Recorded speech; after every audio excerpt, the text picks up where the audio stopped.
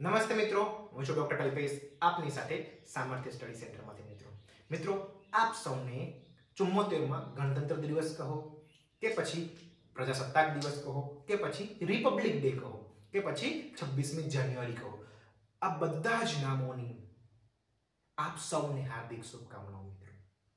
તમને થયું હશે કે આજ રોજ ગણતંત્ર દિવસ, 26મી જાન્યુઆરી કે ભાઈ પ્રજાસત્તાક, આ બધા નામો શું છે, શા માટે આ નામોની ચર્ચા કરવામાં આવી છે, શા માટે આ દિવસને આ નામો આપવામાં આવ્યા છે મિત્રો, હે ને? એમને તો આ નામો આપવામાં નહીં આવ્યા હોય તો એ જ વસ્તુની ચર્ચા આજ રોજ આપણે કરીશું મિત્રો. આજ રોજ આપણે 3 તારીખોની વાત કરવાના છીએ: 15મી ઓગસ્ટ 1947, 26મી નવેમ્બર 1949 અને 26મી જાન્યુઆરી 1950. આ 3 તારીખોની આપણે ડિટેલમાં ચર્ચા કરવાના છીએ. આ 3 તારીખોનું આપણામાં શું મહત્વ છે, આપણા માટે શું મહત્વ છે, આજ રોજ આ 3 તારીખોના કઈ કઈ ઘટનાઓ બની હતી કે શા માટે આ 3 તારીખો આપણા માટે ઇમ્પોર્ટન્સ છે મિત્રો, એ જોઈશું. અને એ જાણવી આપણા માટે ખૂબ અગત્યની વસ્તુઓ છે, કેમ કે એ આપણો એક અમૂલ્ય ઇતિહાસ રહી ચૂક્યો છે મિત્રો. ઓકે, એના પહેલા આપણે કેટલીક ટર્મ્સની વાત કરીશું, કેટલીક શબ્દાવલી છે 3-4, એ શબ્દાવલીની વાત કરીશું. એમાંથી એક શબ્દાવલી છે કોલોની. શું છે? કોલોની. બીજું છે ડોમિનિયન અને ત્રીજું છે સાર્વભૌમ અથવા તો સોવેરિયન. જેને સાર્વભૌમ કહેવામાં આવે છે ગુજરાતીમાં. કોલોની એટલે કે ઉપનિવેશ. ઉપનિવેશ એટલે કોઈ એક રાજ્ય ઉપર, ધારો કે જેમ કે આપણા ભારત દેશ છે, એ ભારત દેશ ઉપર કોઈ બીજા દેશનું આધિપત્ય રહેલું હોય, સંપૂર્ણપણે આધિપત્ય હોય. એના વિદેશી બાબતો કહો, ઇન્ટરનલ ડિફેન્સની બાબતો કહો કે રિલેશન, ઇન્ટરનેશનલ રિલેશન્સ કહો, આ બધી જ બાબતો ઉપર કોઈ બીજા દેશનું આધિપત્ય રહેલું હોય એને કહેવાય જે તે દેશ એ બીજા દેશની કોલોની છે. જેમ કે ભારત છે, એ ભારત 1947 પહેલા એ અંગ્રેજોના આધિપત્ય હેઠળ હતો, એટલે અંગ્રેજોની, બ્રિટનની કોલોની છે એવું કહેવાય મિત્રો. અહીં એક મિત્રો બીજી એક વાત કહેવાનું છું કે અહીં જ્યારે પણ હું તમને સ્ટેટ એવો શબ્દ વાપરું, સ્ટેટ રાજ્ય, એટલે રાજ્યને પોલિટિકલ ભાષામાં રાજ્ય તરીકે ના લેતા આપણે દેશ તરીકે એને લેવાનો છે મિત્રો. પોલિટિકલ ભાષામાં રાજ્યને દેશ તરીકે ગણવામાં આવે છે મિત્રો. આપણે ત્યાં રાજ્યનો મતલબ થાય છે પ્રાંત, મતલબ કે આપણે આપણા વહીવટી જે વિસ્તારો છે, ભારત દેશના જે વહીવટી વિસ્તારો છે, એ વહીવટી વિસ્તારોને આપણે એક નામ આપ્યું છે, જે નામ આપ્યું છે કે રાજ્ય. જે અલગ અલગ દેશમાં અલગ અલગ નામો હોય છે. જેમ કે તમને વાત કરીએ તો તમને ખ્યાલ છે એ રીતે 1947 પહેલા ભારત દેશ આઝાદ થયો એ પહેલા આપણે પ્રાંત કહેતા હતા. એ જે વહીવટી વિસ્તારો છે, વહીવટી વિસ્તારોને શું કહેતા હતા? પ્રાંત. જે બંગાળ પ્રાંત, મદ્રાસ પ્રાંત, પછી બોમ્બે પ્રાંત, હે ને, આ પ્રાંતો કહેતા હતા. એ જ નામ 1947 પછી આઝાદ થયા પછી, બંધારણ સ્વીકાર્યા પછી આપણે એ જ પ્રાંતોના નામ કરી નાખ્યા રાજ્ય તરીકે. શું?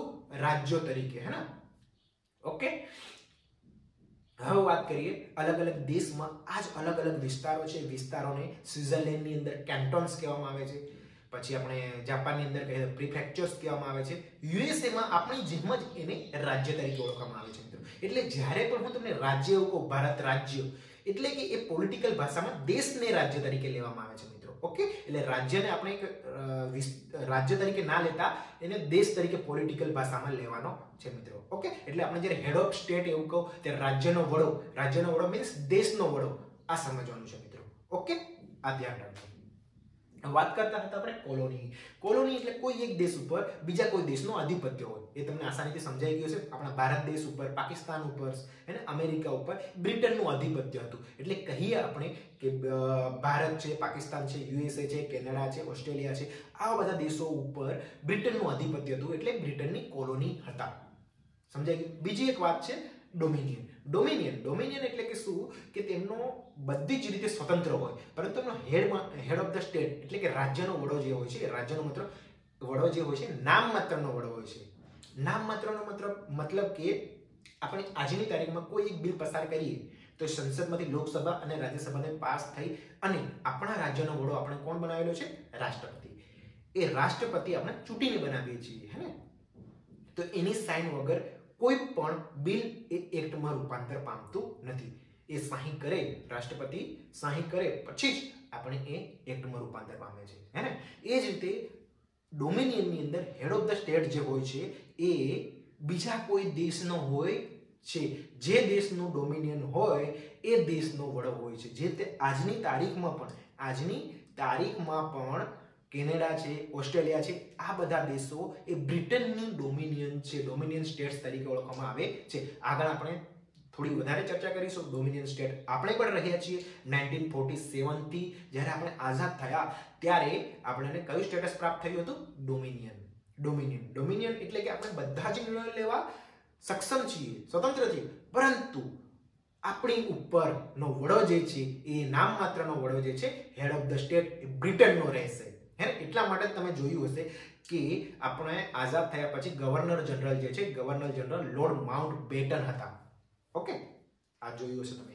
હવે વાત કરીએ એટલે સમજાઈ ગયું. વાત કરીએ સોવેરિયન. સોવેરિયન એટલે કે સાર્વભૌમ. સાર્વભૌમ એટલે કે કોઈ પણ દેશ ઉપર બીજા કોઈ દેશનું આધિપત્ય ના હોય. એટલે કે આપણા ભારત દેશે આપણે 1950 ની અંદર જ્યારે બંધારણ સ્વીકાર્યું ત્યારે આપણે બંધારણની અંદર સાર્વભૌમ શબ્દ દાખલ કરી દીધો હતો. એટલે આપણા ઉપર બીજા કોઈ દેશનું આધિપત્ય રહેલું નથી. આપણે સ્વતંત્ર જ છીએ અને આપણે આપણા દેશના વડાને સ્વતંત્ર રીતે ચૂંટી શકીએ છીએ મિત્રો. એને કહેવાય સાર્વભૌમ દેશ. બીજા કોઈ દેશની દખલગીરી આમાં હોય નહીં મિત્રો. ઓકે, સમજાઈ ગયું હશે તમને.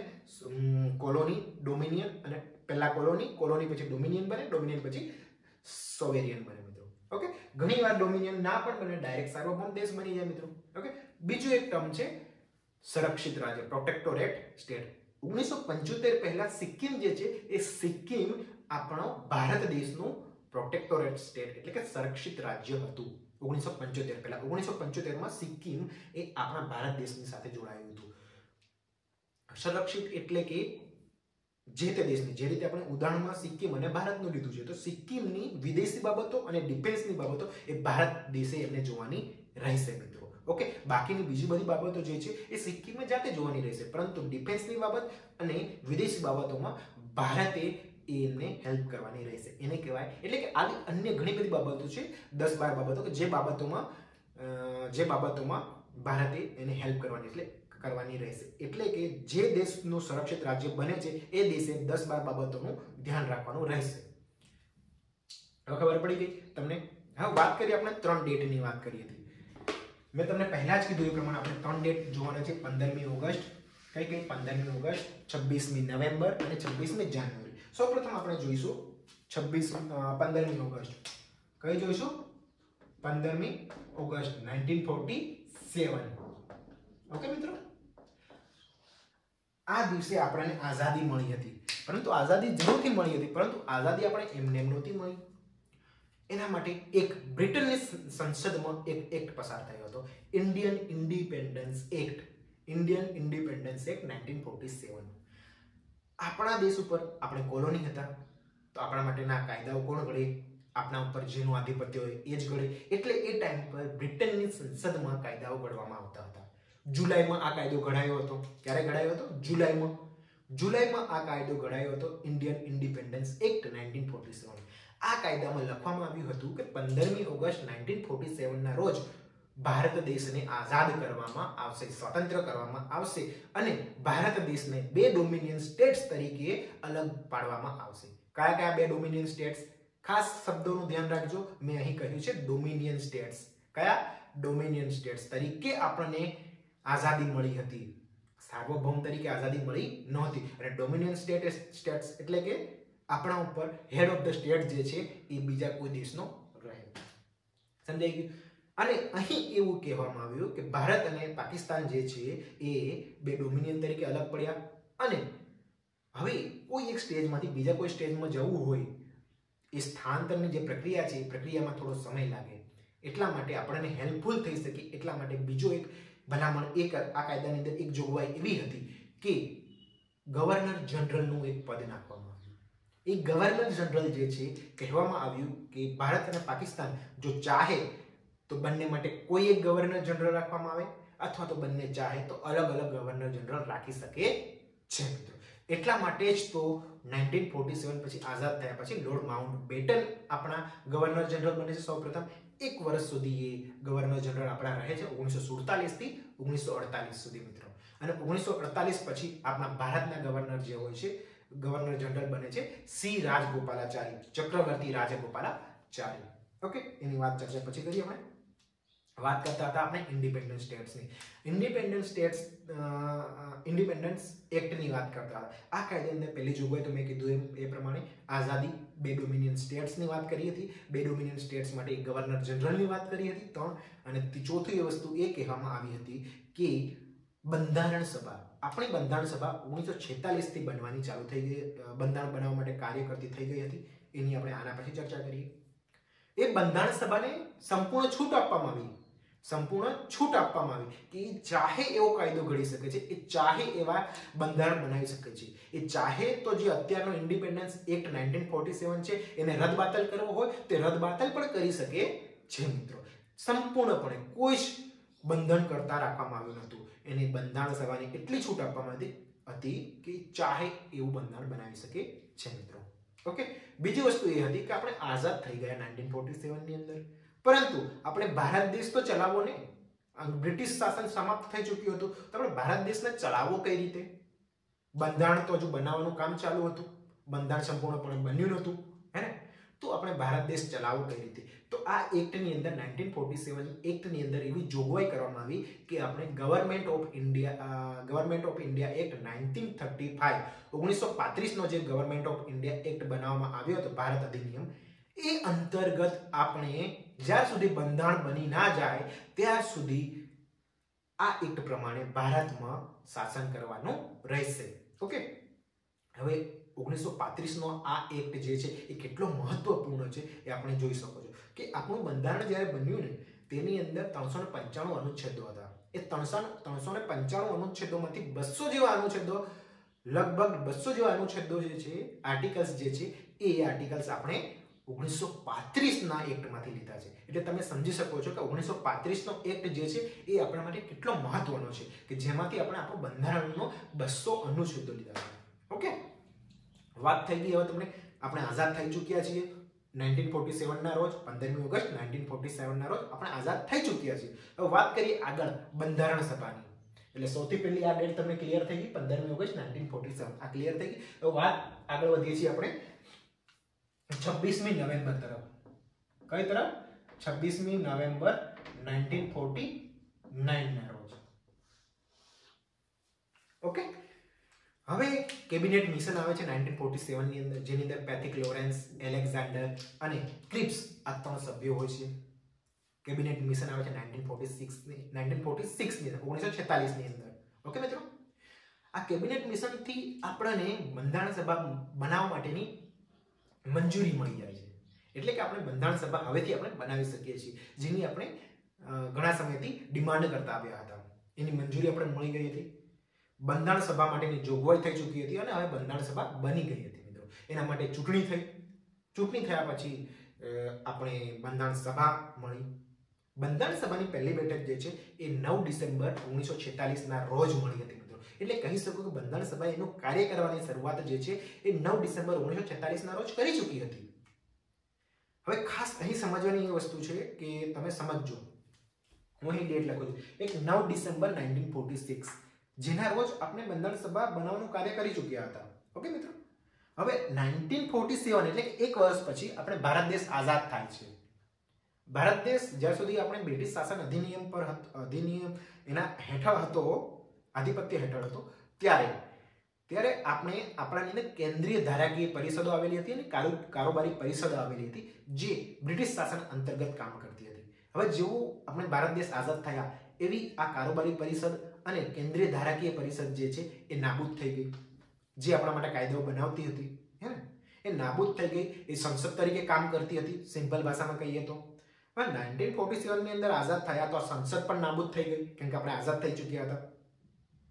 તો પછી સંસદ બનાવી કઈ રીતે, હે, સંસદ તરીકે કામ કોણ કરશે? આ મેઇન પ્રશ્ન હતો એ ટાઈમ પર. તો એ ટાઈમ પર નક્કી કરવામાં આવ્યું કેમ કે આપણી ચૂંટણી જે છે, સંસદ બનાવવા માટે આપણે ચૂંટણી કરાવવી જરૂરી છે. કયા વિસ્તારમાંથી કેટલા સભ્યો લેવા છે, કયા પ્રમાણમાં સભ્યો લેવા છે, ચૂંટણી કઈ રીતે કરાવશો અને લાયકાત શું છે, આ બધી જ વસ્તુઓની જોગવાઈઓ જે છે આપણે બંધારણમાં મૂકવાની હતી. હજુ બંધારણ બનવાનું કામકાજ ચાલુ હતું, બંધારણ બની ચૂક્યું હતું. બંધારણ અગર બની ચૂક્યું હોય તો આપણે સંસદની ચૂંટણીઓ કરાવીને આપણે સંસદ બનાવી શકીએ છીએ, પરંતુ બંધારણ બન્યું નહોતું. એ ટાઈમ પર એક મોટો પ્રશ્ન આવીને ઉભો રહ્યો કે આપણે આઝાદ થઈ ચૂક્યા હતા, પરંતુ સંસદ તરીકે કામ કોણ કરશે? પછી નિર્ણય લેવાયો કે જે બંધારણ સભા તરીકે કામ કરે છે 1946 થી, એને જ આપણે સંસદ તરીકે કામ કરવાનું છે મિત્રો. એટલે કે બંધારણ સભા છે એ બંધારણ સભા કોન્સ્ટિટ્યુશન એસેમ્બલી, આ બંધારણ સભા છે એ ખાસ પહેલા સ્ટેજમાં જોજો 1946 ની અંદર પહેલી બેઠક મળી અને 1947 જ્યાં સુધી આપણે આઝાદ થયા ત્યાર સુધી ખાલી બંધારણ સભા તરીકે કામ કર્યું, ખાલી બંધારણ સભા તરીકે કામ કર્યું. પછી આપણે 1947 માં આઝાદ થયા. 1947 થી માંડીને જ્યાર સુધી આપણે બંધારણ સ્વીકાર્યું નહીં, જ્યાર સુધી આપણે બંધારણ સ્વીકાર્યું નહીં, સ્વીકાર્યું ક્યારે આપણે 26મી જાન્યુઆરી 1950 ના રોજ, ત્યાર સુધી બંધારણ સભાએ બંધારણ સભા તરીકે તો કામ કર્યું જ, બંધારણ સભા તરીકે તો કામ કર્યું જ, પરંતુ વચગાળાની સરકાર, વચગાળાની સંસદ, ઇન્ટરિમ પાર્લામેન્ટ તરીકે પણ કામ કરેલું છે મિત્રો. ઓકે, એક ટાઈમ પર આપણે સંસદ નહોતી. બીજી વસ્તુ, હવે આપણે 1950 ની અંદર 26મી જાન્યુઆરી 1950 ની અંદર આપણે બંધારણ સ્વીકારી લઈએ છીએ, તો બંધારણ સભા રાખવાનો કોઈ મતલબ રહે છે? નથી રહેતો, કેમ કે આપણે બંધારણ બનાવી ચૂક્યા છે. એટલે આપણે બંધારણ સભાને હવે બરખાસ્ત કરવી પડે મિત્રો. એટલે એને હવે રદબાતલ કરવી પડે. એટલે 24 જાન્યુઆરી 1950 ના રોજ બંધારણ સભાની છેલ્લી બેઠક મળે છે અને બંધારણ સભા નાબૂદ થાય છે. એટલે કે આ જે બંધારણ સભા જે છે, આ બંધારણ સભા રદ થઈ ગઈ.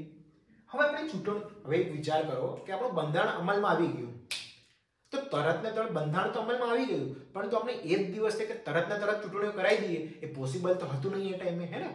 અને એના માટે ચૂંટણીઓ માટે થોડો ટાઈમ લાગે, હે ને?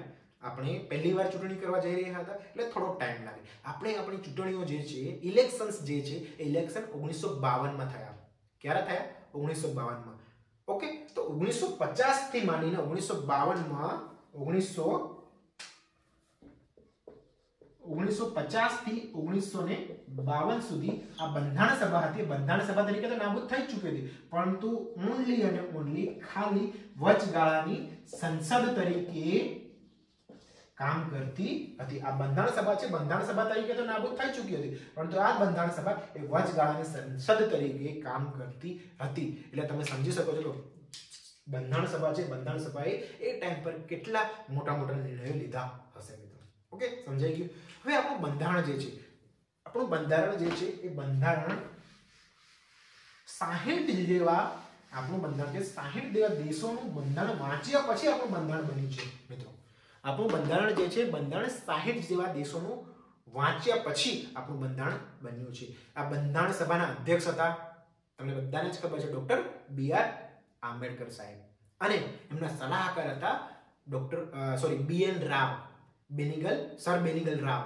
ઓકે, હવે આમને 60 જેવા બંધારણો વાંચ્યા, એમાંથી જે અલગ અલગ દેશોમાંથી બંધારણમાંથી જે શબ્દો લેવાના હતા, જે વસ્તુઓ લેવાની હતી, જે આર્ટિકલ્સ લેવાના હતા, જે પ્રાવિધાન લેવાના હતા, આ બધી જ વસ્તુ અલગ અલગ દેશમાંથી ભેગી કરી. તમે વિચાર કરો કે અલગ અલગ દેશોમાંથી વાંચ્યું, બધા અલગ અલગ દેશોમાંથી લીધું, એના માટે ટાઈમ લાગે. ઓલમોસ્ટ આ ટાઈમ જે છે 3 વર્ષ જેવો લાગ્યો. ઓકે, બંધારણ સભા બનાવવા માટે 2 વર્ષ 11 મહિના અને 18 દિવસ. કેટલા?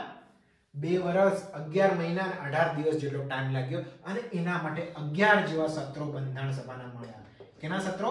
બંધારણ સભાના જે સત્રો જે હતા, જે 1946 થી ચાલતા આવતા હતા, એ સત્રો 1950 સુધી 11 સત્રોમાં ભેગા થઈને આપણું બંધારણ બન્યું છે મિત્રો. 60 દેશોના બંધારણ માંથી વાંચ્યા પછી અલગ અલગ એમાંથી લીધું છે આપણે મિત્રો. ઓકે,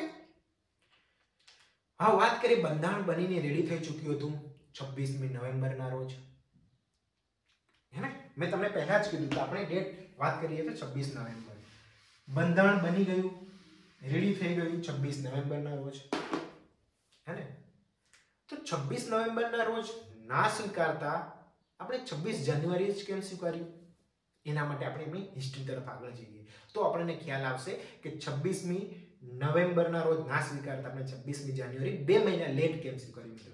પરંતુ આ દિવસનું પણ મહત્વ ઓછું નથી રહ્યું. આ દિવસને આપણે 26મી નવેમ્બર 1949 ના એટલે કે 26 નવેમ્બરના દિવસને આપણે બંધારણ દિવસ તરીકે ઉજવીએ છીએ 2015 થી મિત્રો. ઓકે, એવું નથી કે આખું બંધારણ જે છે 26મી નવેમ્બરના રોજ લાગુ પડ્યું હતું, 26મી જાન્યુઆરીના રોજ લાગુ પડ્યું હતું. 26મી નવેમ્બરના રોજ કેટલાક પ્રાવિધાન જે છે, જે રીતે આપણી ઇલેક્શન્સની વાત કરીએ, કામ ચલાવ સરકારની વાત કરીએ, એન્ટ્રી પાર્લામેન્ટની વાત કરીએ, ઓકે, આવા કેટલાક પ્રાવિધાન હતા. ઓકે, કટોકટીની વાત કરીએ, આવા કેટલાક પ્રાવિધાન હતા. એ પ્રાવિધાન 26મી નવેમ્બર, સિટીઝનશીપ, નાગરિકતા, હે, આવા કેટલાક પ્રાવિધાન હતા. જે પ્રાવિધાન, જે આર્ટિકલ્સ, એ આર્ટિકલ્સ 26 નવેમ્બરના રોજ, આ આર્ટિકલ્સ જે છે 26 નવેમ્બરના રોજ લાગુ થઈ ચૂક્યા હતા. આના સિવાયના બાકીના જે છે એ આખું બંધારણ 26મી જાન્યુઆરીના રોજ લાગુ થયું હતું. ઓકે, એ દિવસે બનીને તૈયાર થઈ ચૂક્યું હતું મિત્રો. અને બીજી વસ્તુ, તમે ઘણા બધાએ આમુખ જોયું હશે.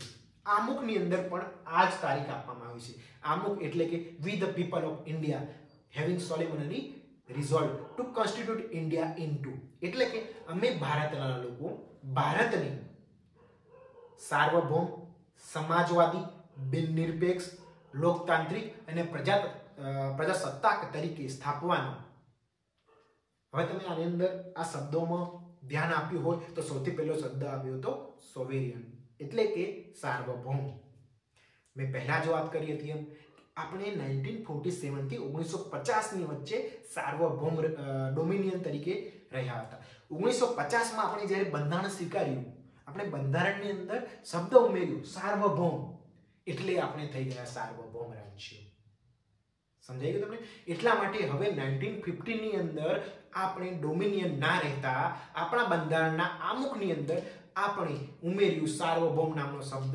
એ સાર્વભૌમ નામનો શબ્દ ઉમેરવાથી જ આપણે ડોમિનિયન માંથી હટી જતા, એમાંથી નીકળી જતા આપણે સાર્વભૌમ બની ગઈએ છીએ મિત્રો. સમજાઈ ગયું તમને? હવે એ જ આમુખની અંદર તમને 26 નવેમ્બર 1949 ના રોજ અમે આ બંધારણ સ્વીકારીએ છીએ અને અમે અમારી જાતને સમર્પિત કરીએ છીએ. આ શબ્દોનો ઉલ્લેખ કરવામાં આવ્યો છે મિત્રો. ઓકે, તમે જોઈ જશે, જોઈ લેજો, ના જોયું હોય તો આમુખ આપણો. ઓકે, હવે વાત કરીએ 26મી નવેમ્બર સુધી પહોંચી ગયા. હવે વાત કરીએ 26મી જાન્યુઆરીની. ઓકે, 26મી જાન્યુઆરી તરફ આગળ વધતા આપણે કેટલીક હિસ્ટ્રીની ઘટનાઓ જે છે એ ઘટનાઓ જાણવી જરૂરી છે મિત્રો. કે એવું તો શું બન્યું હતું આપણે હિસ્ટ્રીમાં કે આપણે 26મી નવેમ્બર ના લેતા 26મી જાન્યુઆરીના રોજ આપણે બંધારણ સ્વીકાર્યું હતું. 1919 ની અંદર એક કાયદો આવે છે જેને કહેવાય છે મોન્ટેગ્યુ ચેમ્સફોર્ડ. એ વખતે મોન્ટેગ્યુ હતા, એ રાજ્ય સચિવ હતા, અને ચેમ્સફોર્ડ આપણા વાઇસરોય હતા મિત્રો. ઓકે, મોન્ટેગ્યુ ચેમ્સફોર્ડ 1919 નો કાયદો આવે છે મિત્રો.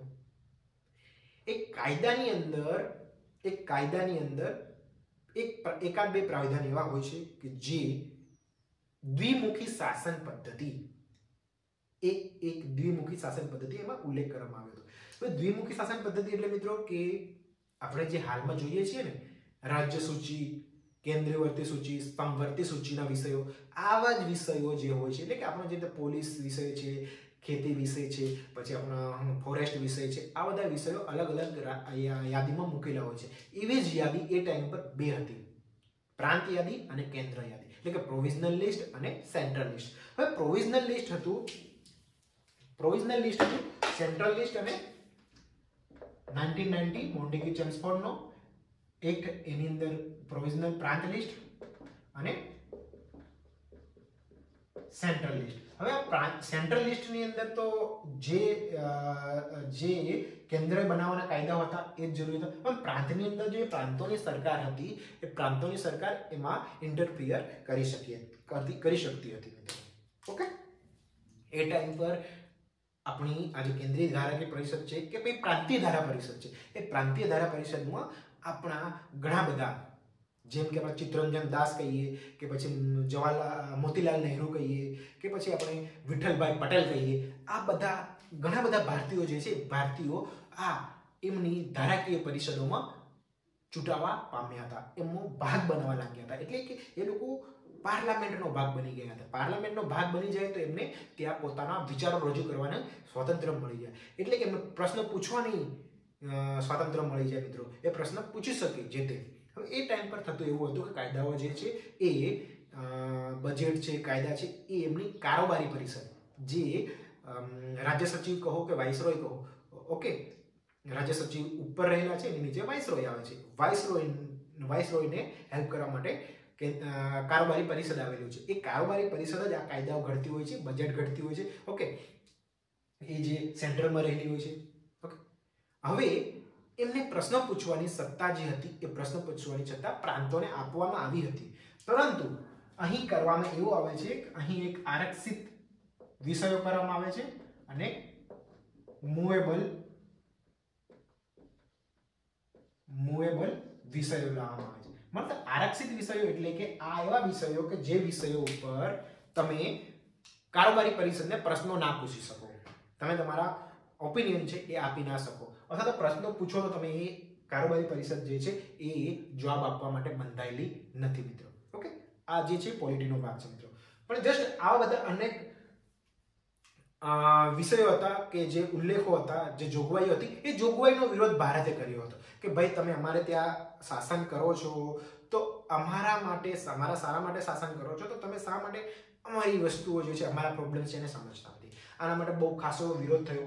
ઓકે, બહુ વિરોધ થયો. હવે જ્યારે 1919નો કાયદો ઘડવામાં આવ્યો હતો ત્યારે એ વખતે રિવ્યુ માટે 10 વર્ષે કમિટી નીમવાની વાત કરવામાં આવી હતી. 10 વર્ષે એટલે કે ક્યારે કમિટી નીમવામાં આવે?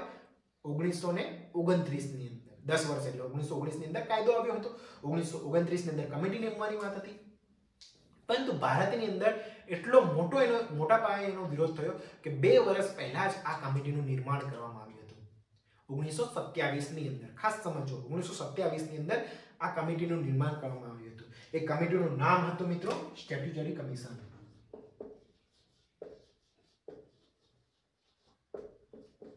સ્ટેચ્યુટરી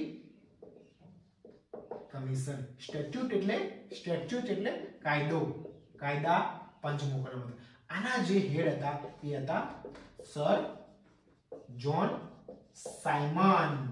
જે કમિશનની નિમણૂક થઈ હતી 1927 ની અંદર, જેની નિમણૂક થઈ હતી 1927 ની અંદર, જે હતું જેનું નામ હતું સ્ટેટ્યુટરી કમિશન. સ્ટેટ્યુટ એટલે કાયદો, એટલે કે કાયદા પંચ.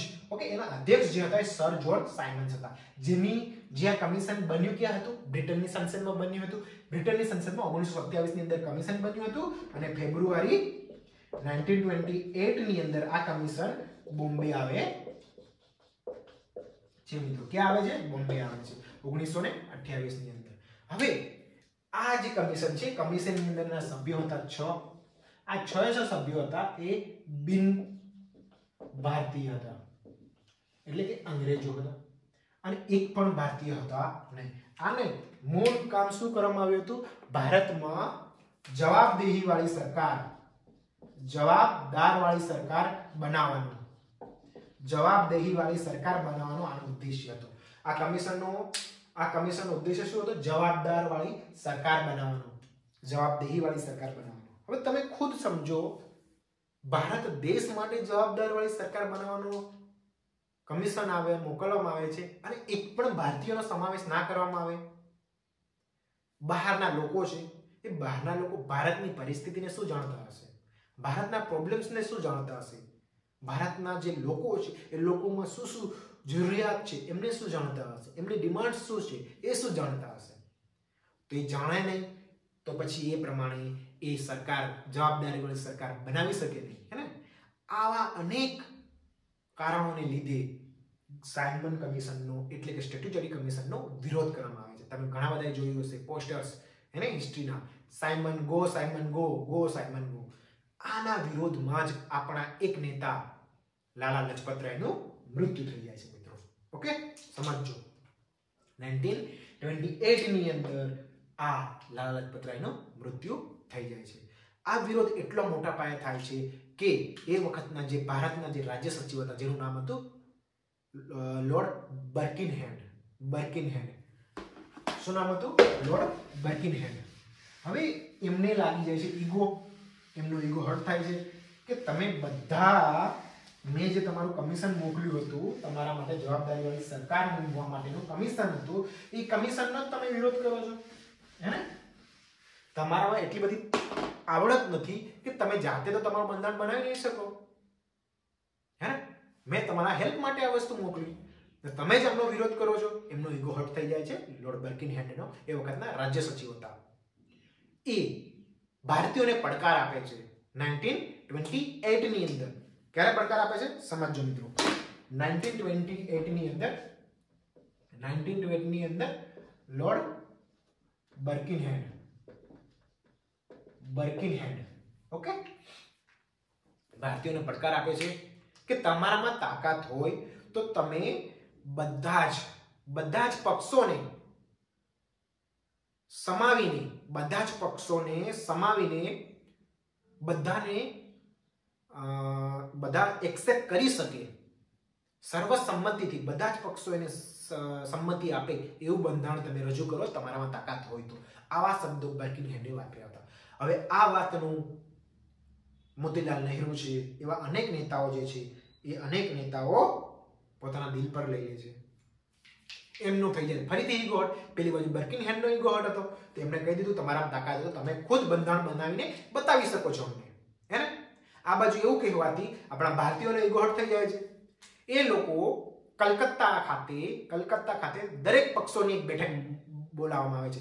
શીખ, Muslim League, Hindu Mahasabha, Indian National Congress, આ બધાની એક મહાસભા ભેગા કરવામાં, જેને સર્વપક્ષીય મહાસભા નામ આપવામાં આવે છે. પહેલી વખત આ મહાસભા સફળ જતી નથી, બીજી વાર આ મહાસભા સફળ જાય છે મિત્રો. ઓકે, અહીં 1928 ની અંદર મોતીલાલ નહેરુના અધ્યક્ષતામાં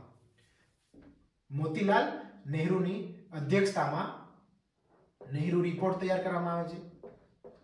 એમણે એકલાએ રિપોર્ટ તૈયાર કર્યો હોતો નથી, પરંતુ એ અધ્યક્ષતાને હોય છે મોતીલાલ નહેરુ, એટલા માટે એ રિપોર્ટને કહેવામાં આવે છે નહેરુ રિપોર્ટ.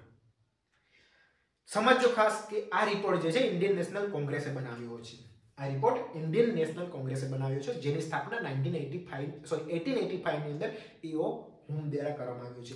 આમના અલગ અલગ સેશન્સ થતા હોય છે દર વર્ષે ડિસેમ્બરની, મોસ્ટ ઓફ ડિસેમ્બરની અંદર ઇન્ડિયન નેશનલ કોંગ્રેસના સેશન થતા હોય છે મિત્રો. મોસ્ટ ઓફ ડિસેમ્બરની અંદર થતા હોય છે, દર વર્ષે થતા હોય છે. નહેરુ રિપોર્ટ બની જાય છે. હવે આ નહેરુ રિપોર્ટની અંદર ભલામણો કરવામાં આવી છે. કેવી ભલામણો? કે ભારત દેશને તમે ડોમિનિયન આપો. અહીં સમજો આ નહેરુ રિપોર્ટમાં ડોમિનિયન સ્ટેટસની વાત કરવામાં આવી હોય છે. આપણી માંગણી શું હોય છે? આપણે કહીએ છીએ ને પછી પૂર્ણ સ્વરાજ આવે છે, પહેલા તો આપણે ડોમિનિયનની વાત કરી હતી, એટલે સૌથી પહેલા ડોમિનિયન સ્ટેટસની માંગણી કરી હતી.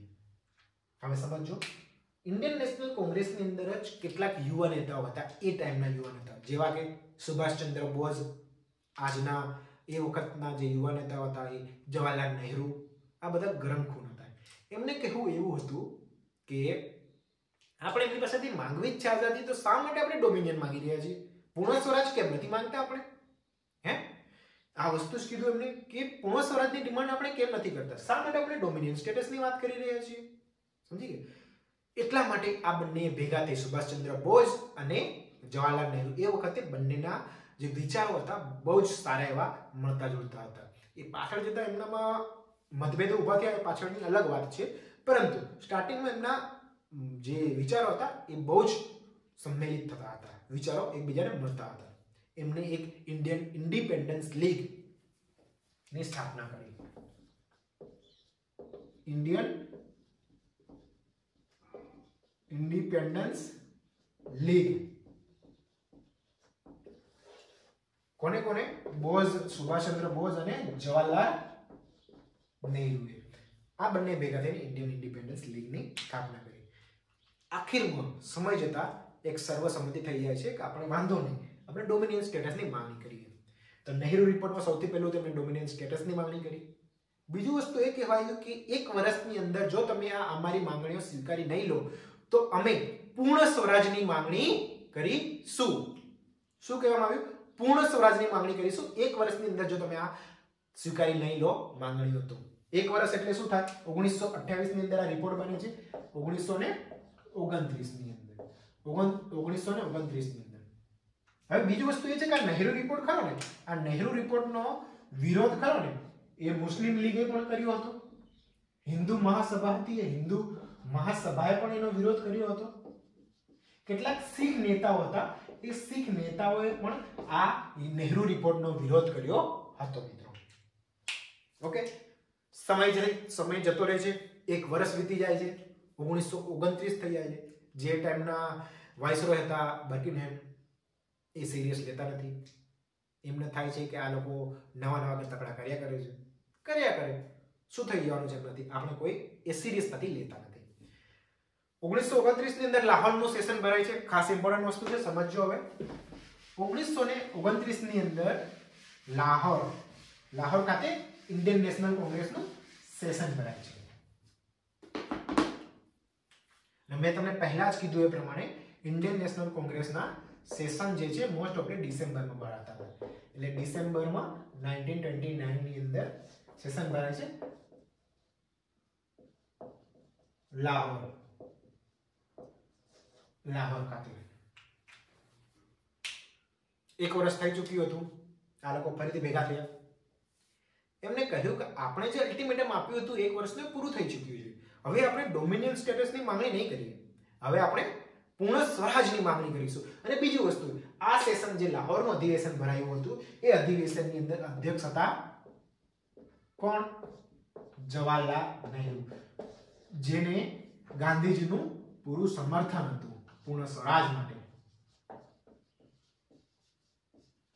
ઓકે મિત્રો, સમજો. હવે પહેલા મોતીલાલ નહેરુમાં અધ્યક્ષતામાં થયું હતું, એમને ડોમિનિયન સ્ટેટસની વાત કરી હતી 1928 ની અંદર. હવે જે પૂર્ણ સ્વરાજ્યની માંગણી કરતા હતા એવા યુવા નેતાઓમાં જવાહરલાલ નહેરુ હતા. એ જવાહરલાલ નહેરુ અધ્યક્ષતાને આવી ચૂક્યા હતા, હે ને? એટલા માટે હવે જે ડોમિનિયન સ્ટેટસની વાત હતી એને આપણે પૂર્ણ સ્વરાજમાં ફેરબદલી કરી દીધી. કહેવામાં આવ્યું કે લાહોર અધિવેશનમાં હવે અમારે જોઈએ છે પૂર્ણ સ્વરાજ. શું જોઈએ છે? પૂર્ણ સ્વરાજ. હવે અમે પૂર્ણ સ્વરાજ લીધા વિના જઈશું નહીં. હવે અમારે ડોમિનિયન સ્ટેટસ જોઈતું નથી. હવે અમારે પૂરેપૂરું રાજ્ય મીન્સ દેશ જોઈએ છે. ઓકે, આ જ અધિવેશનની અંદર નક્કી કરવામાં આવ્યું કે હવે આપણે 26મી જાન્યુઆરી આ ડિસેમ્બરની અંદર આ કામ થાય છે. સમજો, ડિસેમ્બરની અંદર આ અધિવેશન ભરાય છે. અધિવેશનની અંદર નક્કી કરવામાં આવે છે, ડિસેમ્બરમાં અધિવેશન ભરાયેલું હોય છે 1929 ની અંદર. અને અહીં એક ડેટ નક્કી કરવામાં આવે છે, કઈ? 26મી જાન્યુઆરી. સમજો, અહીંથી 26મી જાન્યુઆરી 1930. કઈ? 26મી જાન્યુઆરી. આ ડિસેમ્બરમાં અધિવેશન ભરાયું હતું એટલે થોડાક જ દિવસો, એટલે થોડાક મહિનાઓ પછી, મતલબ કે થોડાક દિવસ થાય, એકાદ મહિના પછી જ આ દિવસ નક્કી કરવામાં આવ્યો. આ દિવસને કહેવામાં આવ્યો પ્રથમ સ્વતંત્રતા દિવસ. આ દિવસે ભારતમાં અલગ અલગ જગ્યાએ 1930માં 26મી જાન્યુઆરી 1930માં ભારતના અલગ અલગ જગ્યાએ ઉજવણી કરવામાં આવી સ્વાતંત્ર્ય દિવસ તરીકેની. આ દિવસને આપણે કયો હતો? પ્રથમ સ્વતંત્રતા દિવસ. પ્રથમ સ્વતંત્રતા દિવસ. આ જ દિવસને આપણે દર વર્ષે 1931, 32, 33, 34, 40, 45, 47 દરેક વર્ષે આપણે આ દિવસને સ્વતંત્રતા દિવસ તરીકે ઉજવતા આવ્યા છે મિત્રો. એટલે કે આ દિવસનું મહત્વ રહે, 26મી જાન્યુઆરી 1930 ના દિવસનું મહત્વ રહે એટલા માટે આપણે 2 મહિના લેટ આપણું જે બંધારણ છે એ 26મી નવેમ્બરે ના સ્વીકારતા આપણે સ્વીકાર્યું 26મી જાન્યુઆરી 1950 ના રોજ. હવે સમજાઈ ગયું મિત્રો શા માટે આપણે આપણું બંધારણ 26મી જાન્યુઆરી 1950 ના રોજ સ્વીકાર્યું. હવે દિવસને ગણતંત્ર દિવસ કહેવામાં આવે છે, હે ને મિત્રો? શા માટે ગણતંત્ર દિવસ કહેવામાં આવે છે? ગણતંત્ર દિવસ એટલે શું? હવે એના પર ચર્ચા કરીશું. ત્રણ ડેટ વિશેનો ખ્યાલ આવી ગયો તમને. 15મી ઓગસ્ટ 1947 જે દિવસે આપણો દેશ આઝાદ થયો. પછી આપણે એ ટાઈમ પર એના પહેલા આપણે કોલોની હતા, એના પછી આપણે ડોમિનિયન બન્યા 1947 થી માંડીને 1950. આ બંને વચ્ચે આપણે ડોમિનિયન સ્ટેટસ તરીકે કામ કર્યું હતું. ઓકે, પછી 1950 પછી આપણે સાર્વભૌમ દેશ તરીકે કામ કર્યું હતું મિત્રો. હે હવે ડોમિનિયન સ્ટેટ્સ એટલે કે જે રીતે આપણે મેં તમને થોડી વાર પહેલા જ વાત કરી હતી ને કે ગવર્નર જનરલ એક પદ નિમવામાં આવ્યું હતું આઝાદી પછી. હવે એ પદ જે ખરું ને એ જે ગવર્નર જનરલ નિમવામાં આવતા હતા એ નિમવામાં ભારતની કેબિનેટની મંજૂરીથી બ્રિટિશની પાર્લામેન્ટ નિમતી હતી. ભારતની કેબિનેટ વગર બ્રિટિશ પાર્લામેન્ટ એ ગવર્નર જનરલ નિમી શકતા નહોતા. ઓકે, એ વખતે આપણે ડોમિનિયન સ્ટેટસ આપણી પાસે હતું ત્યારની વાત છે. ઓકે મિત્રો, એટલે તમને ખ્યાલ આવી ગયો હશે કે 15મી ઓગસ્ટનું શું મહત્વ છે, 26મી નવેમ્બરનું શું મહત્વ છે અને શા માટે આપણે 26મી જાન્યુઆરીના રોજ આપણે બંધારણ સ્વીકાર્યું 2 મહિના લેટ મિત્રો. હવે વાત કરીએ ગણતંત્ર. ગણતંત્ર અહીં બે ટર્મ્સ આપણે જોવાની છે.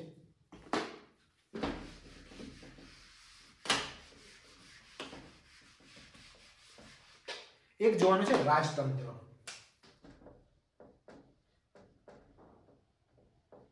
એટલે કે મોનાર્કી. અને બીજું જોવાનું છે આપણે ડેમોક્રેસી.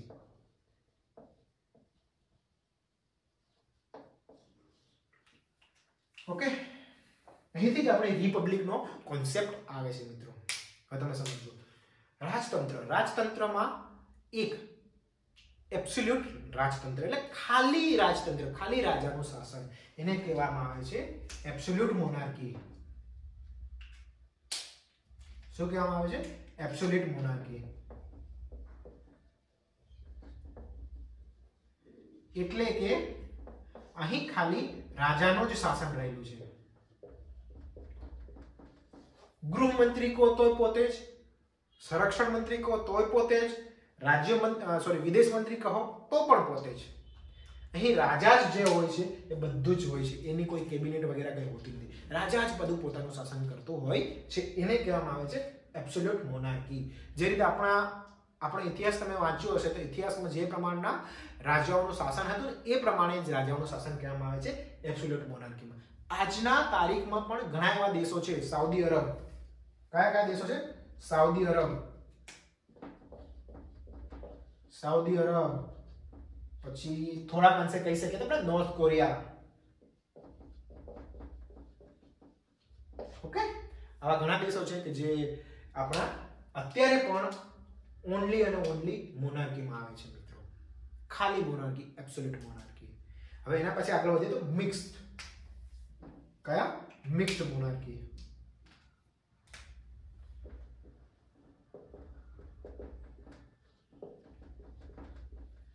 મિક્સ્ડ મોનાર્કી. મિક્સ્ડ મોનાર્કીમાં શું થાય?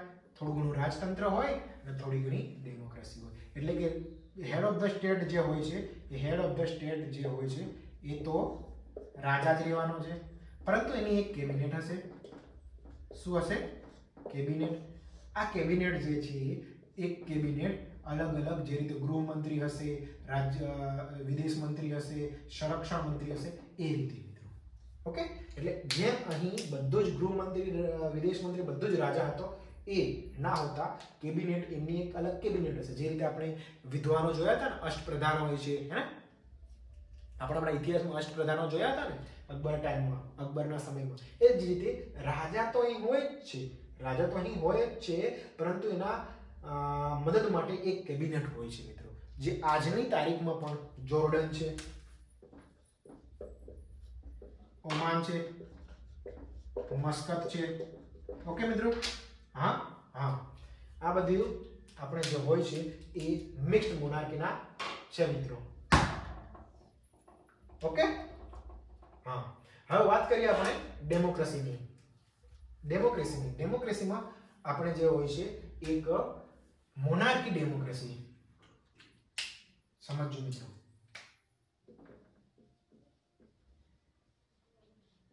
મોનાર્ક ડેમોક્રેસી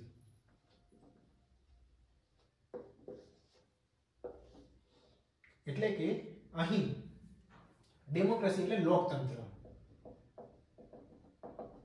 એટલે કે અહીં જે સભ્યો આવે છે એ ચૂંટાઈને આવે છે, સભ્યો તો જે હોય છે એ ચૂંટાઈને આવે છે, પરંતુ એમના હેડ ઓફ ધ સ્ટેટ હોય છે એ જો એ રાજા હોય છે, એ વંશાનુગત હોય છે, હેડ ઓફ ધ સ્ટેટ હોય છે એ વંશાનુગત હોય છે મિત્રો।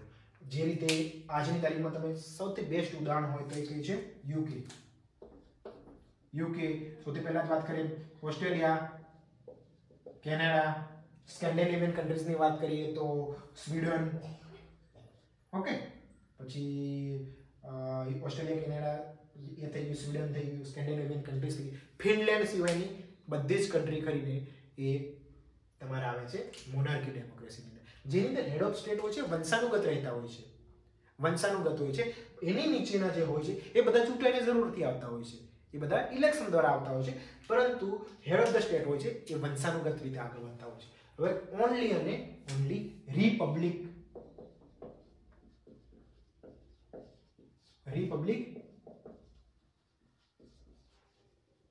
ડેમોક્રેસી, અહીં જે હોય છે head of the state plus આખું સંસદ જે હોય છે એ બધું જ ઇલેક્શન દ્વારા આવતું હોય છે, શેના દ્વારા? ઇલેક્શન દ્વારા। હવે સમજાય ગયું મિત્રો? હેડ ઓફ ધ સ્ટેટ એટલે કે જે રીતે આપણું ખાસ કરીને આપણું જોઈએ તો આપણું ઉદાહરણ તરીકે સૌથી બેસ્ટ ઉદાહરણ જે છે એ છે યુએસએ, ઓકે, અને પછી આપણે વાત કરીએ તો ઇન્ડિયા, આપણી આજુબાજુની કન્ટ્રીની વાત કરીએ તો શ્રીલંકા, પાકિસ્તાન, ઓકે, પછી આપણે વાત કરીએ શ્રીલંકા, પાકિસ્તાન, નેપાળ, ભૂતાન જે છે એ ભૂતાન આપણો મોનાર્કી ડેમોક્રેસીમાં આવશે મિત્રો, ઓકે, થાઈલેન્ડ છે, ભૂતાન છે, સિંગાપોર છે, એ બધા મોનાર્કી ડેમોક્રેસીના ઉદાહરણ છે, એટલે કે ત્યાં હેડ ઓફ ધ સ્ટેટ હોય છે વંશાનુગત, રાજાનો છોકરો રાજા, આ રીતે વધતું છે। આપણે ત્યાં એવું હોતું નથી, આપણે ત્યાં જે હેડ ઓફ ધ સ્ટેટ એટલે કે પ્રેસિડેન્ટ, આ પ્રેસિડેન્ટ જે હોય છે એ ઇલેક્શન દ્વારા આપણે ત્યાં હોય છે મિત્રો। હવે સમજાઈ ગયું? ઓકે, એટલે આપણે તે રિપબ્લિક ડે એટલે કે રિપબ્લિક એટલે કે આપણે જે બંધારણ આજના રોજ સ્વીકાર્યું એ સ્વીકાર્યું ત્યારથી આપણું હેડ ઓફ ધ સ્ટેટ હતું, એ જે મેં તમને કીધું ને કે 1947 પહેલા, આ સમજાઈ ગયું મિત્રો? ઓકે, ફરીથી એકવાર કહી દઉં તમને, રાજતંત્ર એટલે કે મોનાર્કી એટલે કે રાજાનું શાસન, રાજાનું શાસન એવા ઘણા દેશો હોય છે જેની અંદર ખાલી રાજાનું શાસન હોય છે, ત્યાં કેટલાક કેબિનેટ હોતી નથી, જેવું કે આપણે સાઉદી અરબની વાત કરી, નોર્થ કોરિયા છે, એવા ઘણા બધા દેશો છે કે જેની અંદર ખાલી મોનાર્કી છે। હવે બીજું એક હોય છે મિક્સ્ડ મોનાર્કી, એટલે રાજા હેડ ઓફ ધ સ્ટેટ હોય છે, એ તો રાજા હોય જ છે, પરંતુ રાજા દ્વારા કેટલાક કેબિનેટ મંત્રી નિયુક્ત કરવામાં આવેલા હોય છે મિત્રો, ઓકે। ભાઈ મોનાર્ક ડેમોક્રેસી એટલે શું કે સંસદ જે નીચેની હોય છે બધી ચૂંટીને આવતી હોય છે, પરંતુ હેડ ઓફ ધ સ્ટેટ હોય છે વંશાનુગત ચાલતા હોય, રાજાનો છોકરો રાજા, આવું હોય છે મોનાર્કી ડેમોક્રેસીની અંદર।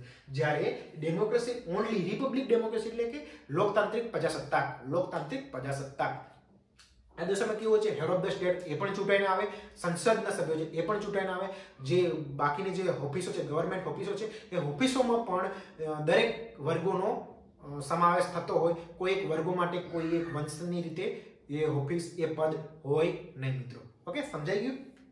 થઈ ગયું? હવે વાત કરીએ રિપબ્લિક એટલે કે આપણે ત્યાં શા માટે આજનો દિવસ રિપબ્લિક તરીકે ઓળખવામાં આવે છે, હે ને? 26મી જાન્યુઆરી શા માટે આપણે રિપબ્લિક તરીકે ઓળખીએ છીએ? હવે લાસ્ટ વસ્તુ છે જે સમજીએ આપણે, મેં તમને પહેલા જ કીધું એ પ્રમાણે શું કહ્યું કે 1947 માં આપણે આઝાદ થયા, ત્યારથી માંડીને 1950 ના રોજ આપણે શું હતા? સમજો, ડોમિનિયન હતા। શું હતા? ડોમિનિયન એટલે આપણા હેડ ઓફ ધ સ્ટેટ કોણ કહેવાય?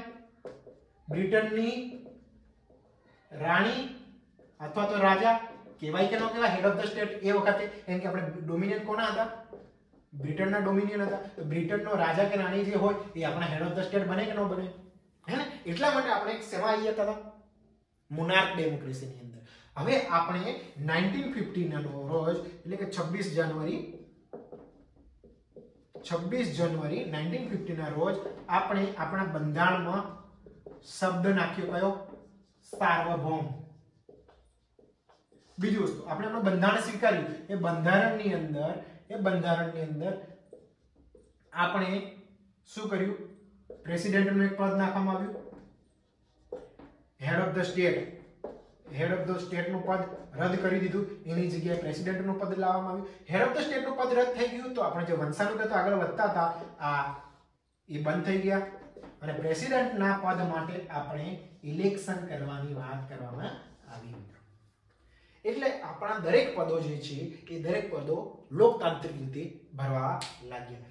એટલે આપણે કહી શકીએ કે 26મી જાન્યુઆરીના રોજ આપણે બંધારણ સ્વીકાર્યું હોવાથી આ ડેટને આપણે રિપબ્લિક ડે તરીકે ઉજવીએ છીએ મિત્રો. નહીં તો એ પહેલા આપણો હેડ ઓફ ધ સ્ટેટ કોણ હતું? વંશાનુગત પદ હતું, જે આપણે બ્રિટનની રાજા રાણી એ હતા. એટલે આપણે 26મી જાન્યુઆરીના રોજ એ બ્રિટનની રાજા રાણીના પદથી મુક્ત થયા એવું કહી શકીએ. એટલા માટે આપણે એને રિપબ્લિક ડે તરીકે ઉજવીએ છીએ મિત્રો. ઓકે, જો તમને આજના આ લેક્ચર્સ ગમ્યો હોય, તમને થોડી ઘણી પણ માહિતી મજા આવી હોય તો આ લેક્ચર્સને, આ વિડીયોને જરૂરથી લાઈક કરજો, સબસ્ક્રાઇબ કરજો અને પોતાના મિત્રોમાં, પોતાના ફેમિલીમાં એને શેર કરજો, જેનાથી આ બધી માહિતી એ એક નાગરિક તરીકે, એક ભારતીય નાગરિક તરીકે જાણ હોવી જરૂરી છે મિત્રો. એટલે જરૂરથી શેર કરજો. ઓકે, જય હિન્દ.